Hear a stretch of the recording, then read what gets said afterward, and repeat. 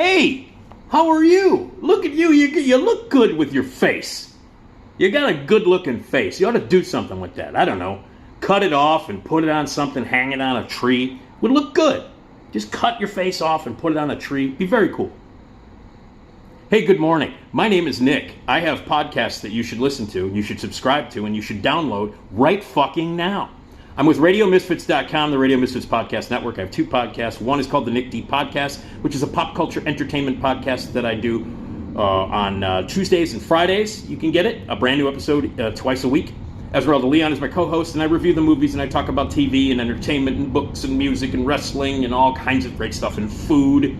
It's great. You should listen to it. The Nick D Podcast. Also, the Saturday Night Live podcast that I host and created is called That Show Hasn't Been Funny in Years, an SNL podcast. That drops every Wednesday on the Radio Misfits Podcast Network, and is a deep dive into the best sketch comedy show of all time, filled with history and music and sounds, and I go through sketches and whole seasons and all kinds of cool stuff. Have great guests. I've had cast members and writers, people who are experts in the field of SNL. It's the best SNL podcast in the world, and you should check it out. So, That Show Hasn't Been Funny in Years, an SNL podcast, the Nick D Podcast, all available wherever you can get your podcasts. It's available everywhere. Just Google them. They'll pop up. And my central location is RadioMisfits.com. You can also hear me on Fridays on The Steve Cochran Show, the best morning drive show in Chicago on AM radio, baby, back on the radio. WLS AM 890, the big 89 on WLS on Fridays, reviewing movies, because that's what I do, on The Steve Cochran Show. So you can hear me all over the place there, and you can watch me on YouTube, which I think you're doing now, or you can watch me on Patreon, which you might be doing now. And because all the podcasts and all the radio stuff and all this stuff and the videos, everything, it's all free, you should donate money right now to my Patreon page. That would be really cool. You'd be one of the cool kids if you did that. Patreon.com/NickD Show. $3, $6, $25 a month. Whatever you want to do, throw it a little my way, because the podcasts, the radio stuff, the videos, the YouTubes, all that stuff, it's all free. It's all free. I don't charge for any of it. So donate some money at patreon.com/NickD Show. There are some bonus videos there, and there will be bonus situations coming up in the future as well. So donate some dough right now, patreon.com/NickD Show. There you go. All right. It's the big Barbie Oppenheimer weekend. Oh. So this imaginary battle that begun with a vindictive studio and a pretentious director has now turned into something that whenever you discuss this movie Barbie, Greta Gerwig's new satire Barbie, and Christopher Nolan's new biopic thriller Oppenheimer, whenever you discuss either of those movies, suddenly you have to discuss the other, and you have to talk about it as though it were a battle. So this idiotic battle, imaginary battle between these two movies was created by a vindictive movie studio and a pretentious, pompous filmmaker. Put those two kind of things together, and you have an idiotic media blitz frenzy where two movies that have no business being put together have been smashed together for no good reason other than to soothe the egos of a bunch of suits at Warner Brothers and to satisfy the anger of a pretentious British film director named Christopher Nolan. So it all started when Christopher Nolan cut ties to Warner Brothers after working for years and years and years with them, making all the Batman movies there, and Interstellar and Inception and all of his big movies. And because of what happened during COVID, when Warner Brothers made the idiotic decision that they were going to have all their tentpole and their big movies that were going to be released on opening weekend, at the same time they were going to be shown on HBO Max and streamed on a streaming service so that you can watch it on your phone or your little laptop or your smart TV instead of actually going out to a movie theater, because a lot of people were afraid to go to movie theaters and pay to see it. And filmmakers and a lot of other people involved in the movies were not happy about this decision that Warner Brothers made.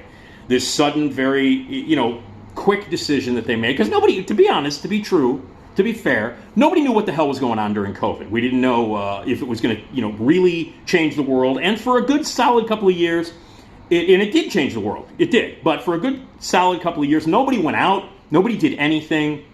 Nobody went to restaurants. Nobody went to bars. There was a good chunk of that time. As you know, a lot of businesses went under. Bars and restaurants and local theaters and live theater really took a hit. Broadway was dark and it was shut down. And movie theaters took a hit. And a lot of movie theaters didn't survive, including some chains that are still feeling the financial burden of COVID. So Warner Brothers made this decision, like I said, that they were going to have all their big movies open same day in theaters, and they will premiere on your streaming service, HBO, so that you can watch them in your little house, on your little phone, so you don't have to go outside and be scared of the world and all that stuff. Well, to be fair, it was kind of a scary time. But now people are still not going to movies. So, and I don't understand that. Quite frankly, I don't understand that. So anyway, so Warner Brothers made this decision. Christopher Nolan, who had worked with Warner Brothers, was not happy about this decision. He had a film called Tenet. You probably don't remember it. If you do, you saw it and you went, what the fuck was that? But anyway, he had a movie called Tenet, and Tenet was a Warner Brothers release that happened to be released right around the time of COVID, and fell under that rule and all the weird, like, are we going to distribute? Are we going to show it? Are we going to show it on HBO? And Nolan hated the idea, because Nolan is this guy, Christopher Nolan is a guy who, as you probably well know, is a guy who supports film. He wants to shoot his movies on celluloid film, not digitally, preferably 65 millimeter or 70 millimeter IMAX films. He wants his movies to be seen on the biggest screen possible in a movie theater environment with a crowd on the biggest screen with the best sound on film, preferably. And he loves that, and I admire him for this. One of the few things I do admire about Christopher Nolan is his dedication to the preservation and the presentation of film. 70 millimeter, IMAX film, whatever. He cares about the presentation. He cares about the theater that it's actually in. And so when Warner Brothers made the decision, he broke ties with Warner Brothers and very openly criticized their decision and said terrible things about Warner Brothers. Warner Brothers was not happy about this. So, cut to a couple of years later, a few years later, Nolan is now working with Universal. He strikes a deal with them. Universal says, yes, we'll release Oppenheimer. Meanwhile, Warner Brothers is still pissed off about Christopher Nolan cutting ties with them and saying a bunch of shit about them, so they decide that they're going to go after Christopher Nolan. And how do they do this? They go, all right, what's the Christopher Nolan weekend? And that is, like, the third week in July is usually the weekend that the Christopher Nolan movie opens. That's the Christopher Nolan weekend. Oh, Christopher Nolan's going to release the movie. Let's all get excited. Anyway, so that's the big weekend. So Warner Brothers, still vindictive, still angry about a very successful producer, director, writer who cut ties with them, they decide they're going to go after Nolan, and here's what they're going to do. They're going to take this movie Barbie that Greta Gerwig made, and they're going to release it the same day, and they are going to push it, and they are going to make up this battle between Barbie and Oppenheimer.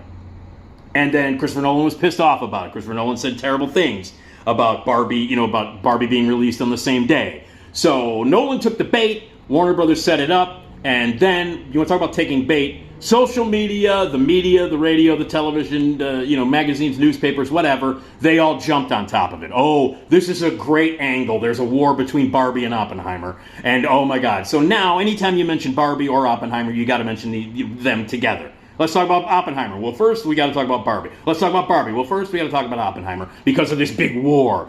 Barbieheimer. Oh boy, the memes popped up and it was all over social media and there are videos everywhere. And the big battle, who will win, Barbie or Oppenheimer? It's Barbie versus Oppenheimer, Oppenheimer versus Barbie. And this stupid battle between these two movies that really have no business being coupled together in any way. These are two separate movies, but they're together because some jag-off at Warner Brothers in a suit made a decision. And most of the time when people in charge, the suits make decisions that are especially creatively involve creativity, they're usually stupid because the suits are fucking morons. Just ask the people at WGN. So anyway, so you got a moron in a suit making a decision at Warner Brothers. You got a filmmaker who's angry, who takes the bait. And then you have this mythical battle between these two movies that don't have anything to do with one another. But somehow, there's a big battle. July 21st, oh my God, who's going to win, Barbie or Oppenheimer? Oppenheimer or Barbie, blah, blah, blah. So this big, stupid, mythical battle between these two movies that have nothing in common was created by an asshole at Warner Brothers and increased in visibility by a pretentious director named Christopher Nolan. Together, they created this thing, and then the media ran with it. We all ran with it, and now it's a narrative that comes up every time. So this video, I'm reviewing both movies. I've seen both of them. I've seen Barbie and I've seen Oppenheimer. So I'm reviewing both of them. So if you want to look at this as like, who won the battle between Barbie and Oppenheimer? Okay, fine. It's a narrative that we in the media, that film critics, when we review them, we have to take this. We have to take this media. We have to take this narrative and run with it. So, to continue the Barbie versus Oppenheimer, the ridiculous Barbie versus Oppenheimer thing, and now like people are going, I'm going to go see both of them. Okay, so they're going to go see both of them. That's cool. That's fine.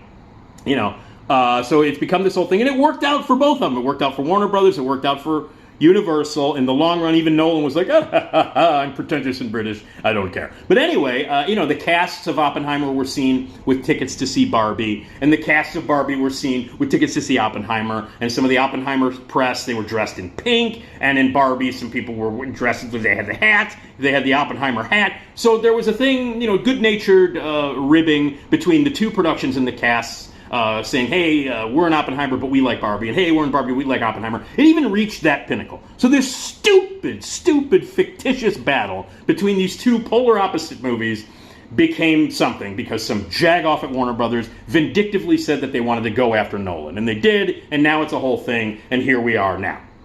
So it's the opening weekend. Tomorrow is July 21st. Which movie are you going to see? Are you going to go see both of them? In the battle of Barbie versus Oppenheimer, who's going to win? Which one will the critics like? Which one will make the most money? It's the Oppenheimer-Barbie battle. Fuck off. But anyway, both movies did open. I have seen both, and I will review them both. Let me talk about the one that sucked first, okay? Because one of them is great, really great, maybe the best movie I've seen all year, and will definitely be within the top 5 or 3 at the end of the year. I don't know yet. We still got a lot of movies to see. But at this point, it's the best film I've seen all year. And I'll save that one. Let's talk about the other one. The other one that's not good. And that's Christopher Nolan's pompous textbook disguised as a movie called Oppenheimer. We all know what it's about. It's about J. Robert Oppenheimer, the inventor of the atomic bomb, and the people that created it in the middle of the desert, and all of the moral implications that came along with creating this weapon of destruction.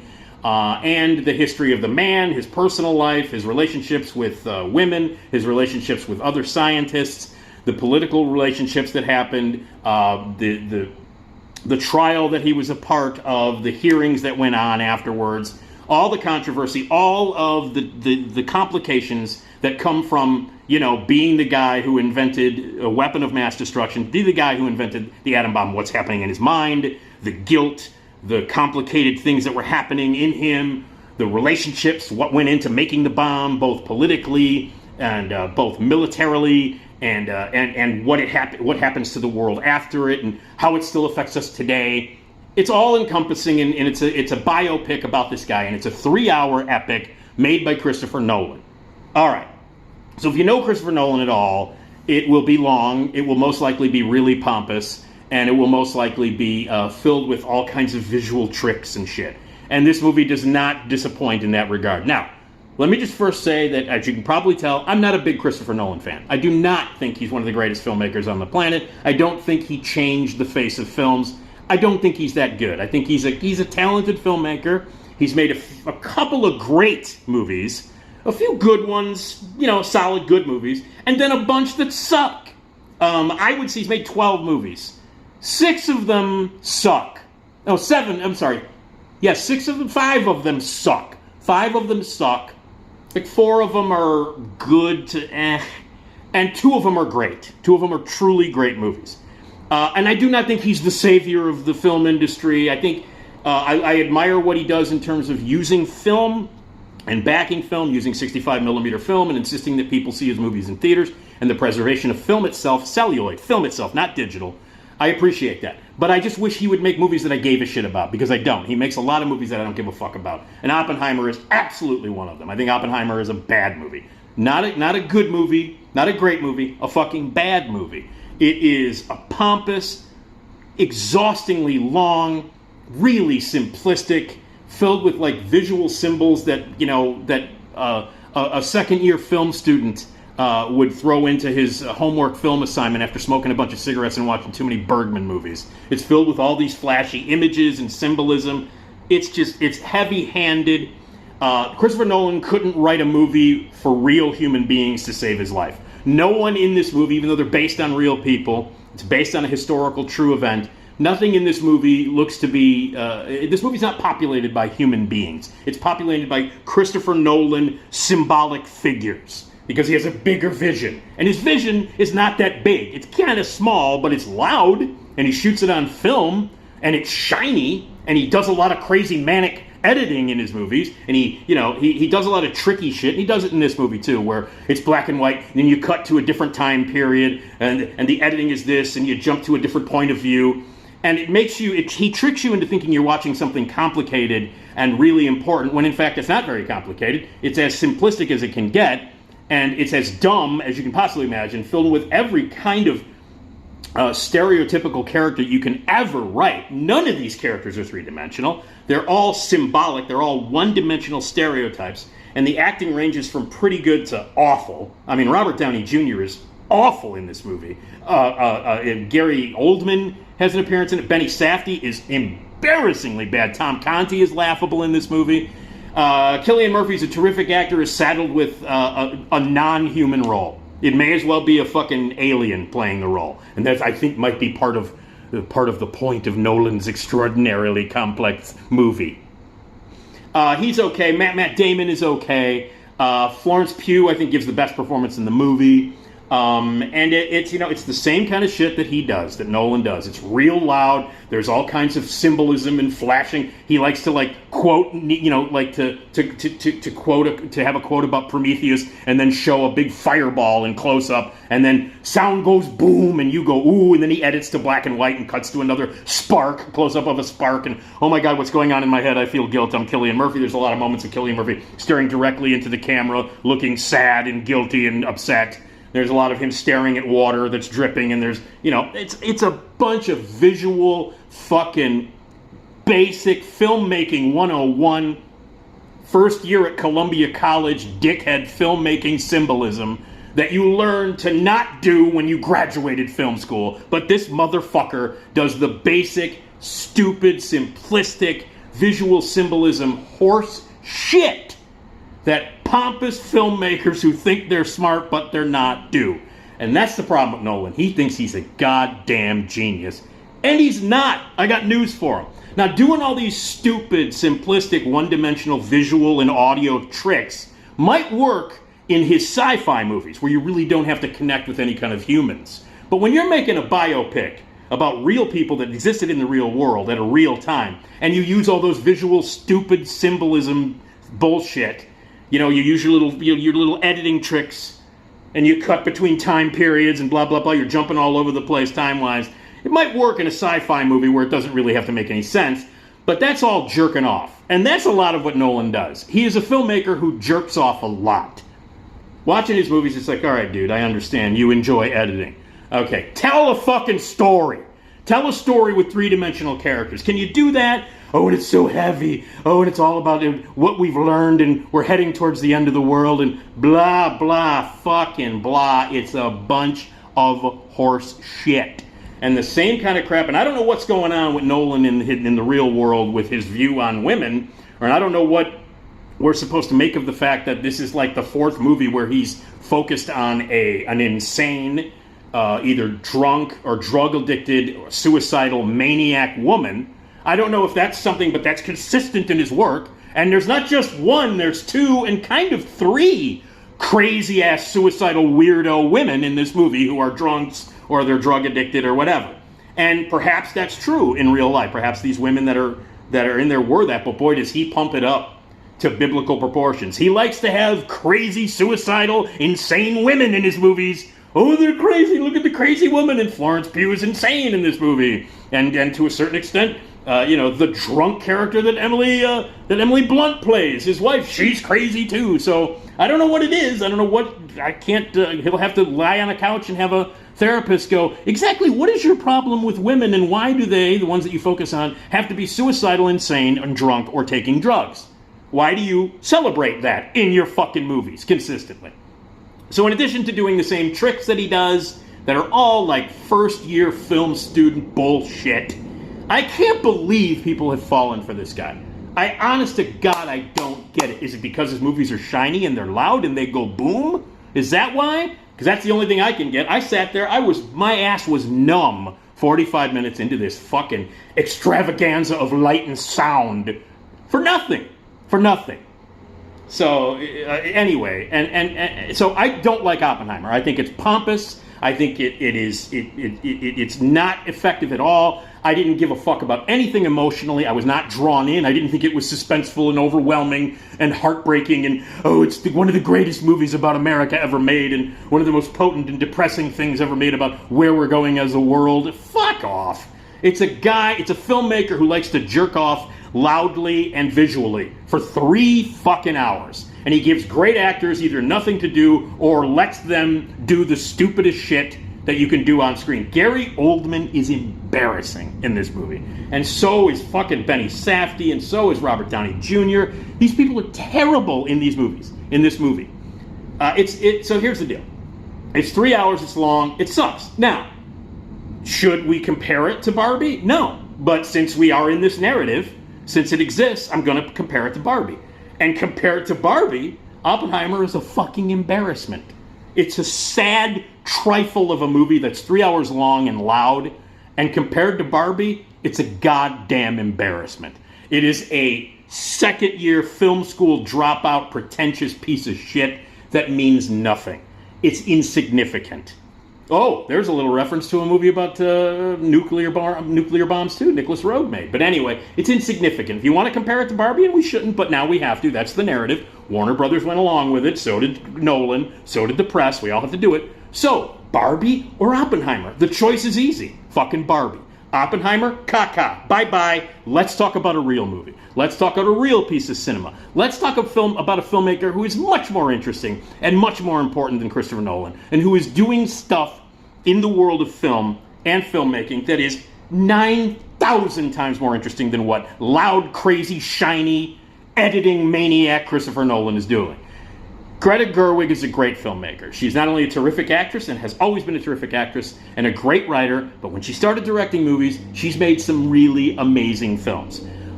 Her adaptation of Little Women is the best adaptation of that book ever. Lady Bird is one of the best films ever made about mother-daughter relationships. Her movies have a distinct female voice to them. She's married to Noah Baumbach, who is also a great filmmaker and a great writer. They've worked together on movies. They worked together on White Noise last year that he wrote and directed, and they worked together on this one. He co-wrote it with her and she directed it. Yes, it's based on the Mattel toy. Margot Robbie plays one of many, many, many Barbies. And the idea is that there is this fictional fantasy land, Barbie Land, where all the Barbies and all the Kens, all the dolls that we know about from Mattel, live in this fictional world. And it's all about how the women are in charge. They're astronauts, they're presidents, they're this, they're that. And Kens are just a dime a dozen guys who are just there, for show.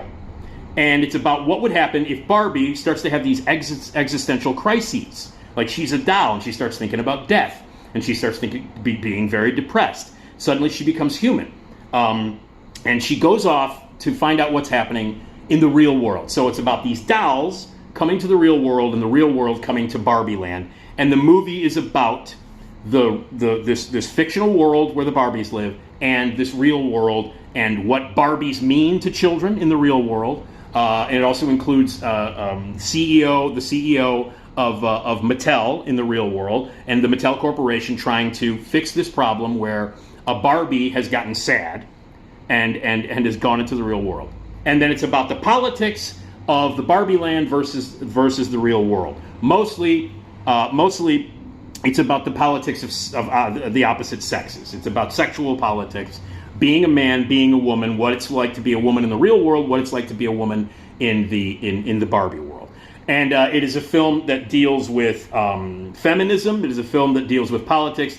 It is a deep and significant movie, much deeper, much more significant, and says more about the world in 10 minutes than the entire 3-hour running time of fucking Oppenheimer. It's a much more important movie. It's a much more moving movie. It's a much more devastating and deep movie. Now, for those of you who think that you're going to go see Barbie or you're going to don't take kids to see this movie. It's a PG-13 movie. They might like it. They're not going to get it. The movie's not for kids. This is not a fucking kids movie. For everybody who thinks that Barbie is like some stupid little trifle, some goofy little movie, some throwaway movie about toys and about dolls, you're wrong. You're wrong. So whatever you think Barbie is, whatever you think it is, I'm going to take my kids to it. Or if you think, it's just commercialism, they're trying to sell more dolls, and they're going to sell more dolls, and they're going to sell more merch. That's not what the movie's about. The movie is a very deep, significant movie about the relationships between men and women, the politics, and feminism and what women have to go through to fucking exist in this world. It is one of the best feminist statements ever made in the history of movies, and it says more about the relationships and the politics between men and women than any movie that I've seen in decades. It is, on top of that, it's also visually stunning. It is beautifully designed. It is colorful and artful. It is beautiful. It is hilarious. It is a significantly intelligent, modern American satire that rips apart the country and puts it back together again. And again, a movie about the politics and the relationship and the battle between the sexes of the men and the women, and how the women always fucking lose it.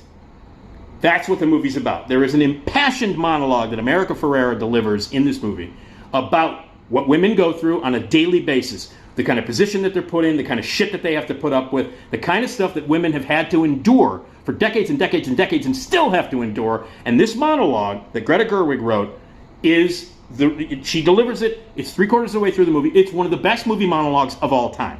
And it's one of the most stunning statements about feminism, about the role that women have been fucking forced to have in this country for decades, in this world, I should say, for decades and decades and decades.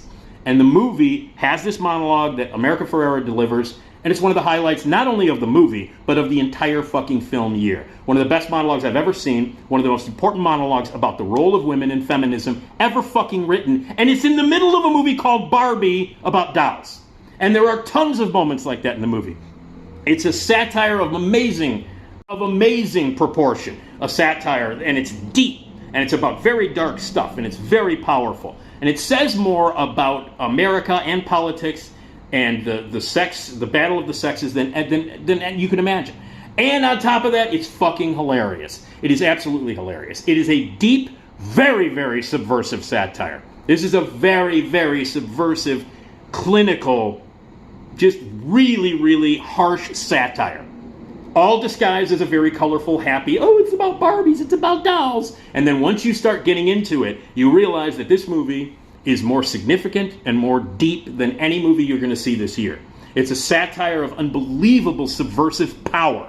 It is a great film, unbelievably intelligent, unbelievably important, and a message movie that has to be seen to be believed. Women who see this movie, and the core audience of this movie should be adult women. Anybody who, that's what this movie, that's the core audience. And men, by the way, we're lucky that this movie exists. It's too good for us. You know, as far as I'm concerned, the movie Barbie is too good for men. It was too good for me. I watched it, and when it was over, I was like, that movie was too good for me. I love it. I think it's maybe the best movie I've seen all year. But this is a movie, its target audience is not kids, it's not families, it's not people who want to go on a lark and, oh, it'll be so funny, it'll be about dolls and I'll dress up like a doll. That's not what it's about. This movie dives deep into American politics and sexual, positions in the world than you could ever imagine.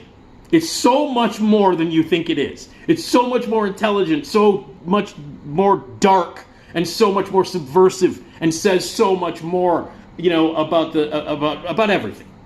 And then, on the simplest of levels, it's fucking hilarious. It's the funniest movie I've seen all year. I laughed every scene in this movie. I scream-laughed during a lot of it. The musical numbers are magnificent. There's a musical number called I'm Just Ken that Ryan Gosling sings. It's a big... Mark Ronson did a lot of the music for it. So the musical numbers are unbelievable. The production design, the art direction, the costumes, the cinematography, it's all colorful and magical and amazing. It's a beautiful, big cinematic experience. And you should see it on the biggest screen possible. I'm not talking about Oppenheimer. No. This is the movie that you should see on the biggest screen possible and have the most wonderful cinematic experience. It's much more cinematically palatable than Oppenheimer is. It's a better movie, technically, than Oppenheimer is. I mean, we're comparing them, right? So as a piece of cinema, Barbie is better. As a representation of having an amazing, colorful, beautiful sound and incredible experience in a movie theater, Barbie is better. Storytelling, Barbie is better. Three-dimensional characters, and it's about fucking dolls, Barbie is more realistic and better. So a movie about dolls and toys, where the main characters are dolls and toys that don't exist, is actually more three-dimensional and deep and more significant than a movie that is Nolan made about real people. It's amazing. So if you want to compare the two, it's unfair to Oppenheimer, because Barbie blows it out of the fucking water. It's not even close. What's the better piece of cinema? Barbie. What's the better acting? Barbie. What's the better story? Barbie. What's the more deep and significant message and political and human commentary? Barbie. On every single level, from story level to message to cinema, Barbie wins by a landslide. Performances are amazing in it. Everybody is great. Margot Robbie is great. All the women who play the dolls are great. Will Ferrell is hilarious as the CEO. America Ferrera is unbelievable as the human who alters Barbie's personality. Kate McKinnon as Weird Barbie, the Barbie with the hair burned off and cut off that the kids would draw on. She's Weird Barbie. She's amazing in it. And let me just say this. If Ryan Gosling does not get a Best Supporting Actor nomination for this movie, I don't know. I mean, fuck the Academy anyway. But especially fuck them if they don't nominate Ryan Gosling for Best Supporting Actor. His performance in this movie as Ken is not only the funniest performance of the year, like scream, laugh, funny. He is fucking brilliant in this movie. It is a brilliant, extraordinary comedic performance that's so goddamn funny. It's also sad. It's also three-dimensional. It's beautiful. He sings, he dances, he does drama, he does over-the-top. He does amazing physical comedy in this movie, like physical comedy on the level of like brilliant stuff like Jerry Lewis comedy. He is unbelievable in this movie, as is everybody. Margot Robbie, everybody. Every single cast member in this movie is funny and they shine. And Greta Gerwig directs the hell out of this movie. It's a beautiful, smart, wonderful piece of cinema. It is so far beyond and better than Oppenheimer that it's not even fucking funny. So, you want a movie that's made by a great filmmaker, that is visually stunning, that you should see in a big movie theater, that will be an unbelievable cinematic experience. You will be moved, you will be devastated by it, you will learn something and you will be entertained. Yeah, Barbie, not Oppenheimer. So, there you go. They shouldn't be connected in any way, but they are. So I had to review it. So comparing the two movies, Barbie wins by a fucking landslide, and it's not even close. Oppenheimer, get out of here. Barbie's the one to see. And Barbie's it's an amazing film. And so many great things in it. Remember that monologue that America Ferrera has about 3/4 of the way through? I wanted to applaud afterwards. It is one of the most powerful and significant monologues ever made about the feminist point of view and what women have had to go through in this world. It's an amazing, amazing monologue that's in the middle of the most entertaining, the flat-out funniest, the best time I've had in a movie theater all fucking year, Barbie. It's the film of the year. It is the film of the year. You can take kids to it, it's fine. Not meant for kids, okay? It's PG-13 for a reason. And this is not, and whatever you think it is, it's not that. This is a significant piece of cinema with a very important, very political statement to make about women, about the role of women, about feminism, and about this world. And on top of that, it's fucking hilarious. It's great. The music is wonderful. On every level, Barbie is the movie of the year. So, there you go. There's your little battle. Money-wise, I think Barbie's going to make more money, but it doesn't really matter. Oppenheimer, at the end of the year, Oppenheimer will be nominated for 45 Academy Awards, and it'll win everything, and everybody already, critics are jerking off all over it already. It's a bunch of shit. It'll be on everybody's top 10 list. So now it's July, so between now and next February, Oppenheimer, fuck off. I'm done with Nolan. Done with his pretentious ass. Barbie is the one to see. So, anyway.